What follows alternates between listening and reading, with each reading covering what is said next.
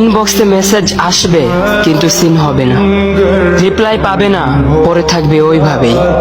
কেউ কেউ হয়তো অপেক্ষায় থাকবে, এই বুঝি আসলো অনলাইনে। আবার কেউ কেউ হয়তো টেরও পাবে না, কেউ একজন নেই, কেউ একজন হারিয়ে গেছে। হঠাৎ একটা সময় কারোর হয়তো মনে পড়বে, কে জানি আর নেই। কষ্ট করে নামটা সার্চ করবে, পুরনো ভিডিওগুলো দেখবে আর ভাববে হুট করে কোথায় চলে গেল।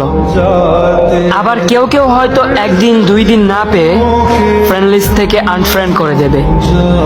যখন আমি থাকবো না তখন আমার স্মৃতি কারোর মনে পড়বে, হয়তো পড়বে আবার হয়তো পড়বে না। তবে হারাতে হবে, হারাতে হয়, হারিয়ে যাওয়াই নিয়ম। পার্থক্য একটাই, কেউ আয়োজন করে হারায় আর কেউ হুট করে হারায়। আমি না হয় হুট করে হারিয়ে যাব।